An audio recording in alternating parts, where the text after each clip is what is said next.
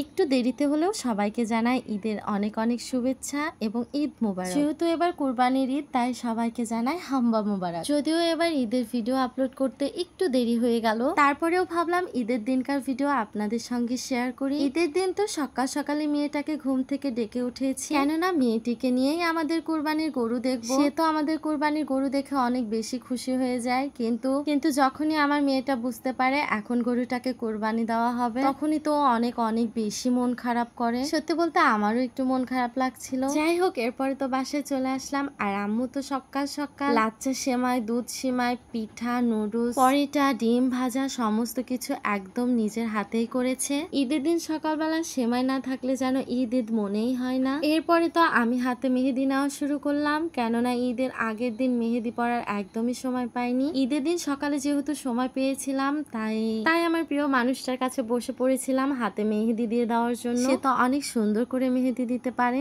এরপরে ঈদের দিন দুপুরবেলাটা তো একদমই শুয়ে বসে কাটিয়ে দিয়েছিলাম। ঈদের এক সপ্তাহ আগে আমার খালাতো ভাই বিয়ে করেছিল, তাই আমি আমার খালাতো ভাই এবং নতুন বউকে আমাদের বাসায় দাওয়াত করেছিলাম, যেন আমরা ঈদের দিনে দুপুরের খাবারটা সবাই একসাথেই খেতে পারি। সো তাদের জন্যই দুপুরে এত কিছুর আয়োজন। আমার মেয়েটা যেহেতু কেক খেতে অনেক বেশি পছন্দ করে, এই জন্য আমি ঈদকে ঘিরে একটা কেক অর্ডার দিয়ে দিয়েছিলাম। যদিও কেকটি আমি ঈদের আগের দিন রাতে কাটতে চেয়েছিলাম, কিন্তু আমার মেয়েটি ঈদের আগের দিন খুব সকাল সকালই ঘুমিয়ে পড়েছিল। আমার কেক পাগলি মেয়েটাই যখন ঘুমিয়ে পড়েছে, তাই আর ঈদের আগের দিন কেক কাটা হয়নি। তবে ঈদের দিনে যেহেতু নতুন বউ এসেছে, আর নতুন বউকে নিয়ে আমরা সবাই মিলে এই সুন্দর কেকটি কাটলাম। এই সুন্দর কেকটির সাথে তো আমি ছোট্ট ছোট্ট কাপ কেক গুলো অর্ডার করে দিয়েছিলাম। সত্যি বলতে কাপ কেক গুলো যেমন দেখতে অনেক সুন্দর হয়েছিল, খেতেও বেশ অনেক অনেক মজা ছিল। কেক খাওয়া তো পরের বিষয়, কেক দেখলে আমার মেয়ে অনেক বেশি খুশি হয়ে যায়। আর এই তো এটাই ছিল আমার খালাতো ভাই, আর এটাই ছিল আমাদের নতুন বউ। মাশাআল্লাহ, অনেক মিষ্টি মেয়ে। বাসায় নতুন মেহমান এসে তো ঈদটাই আরো আনন্দময় হয়ে উঠেছিল।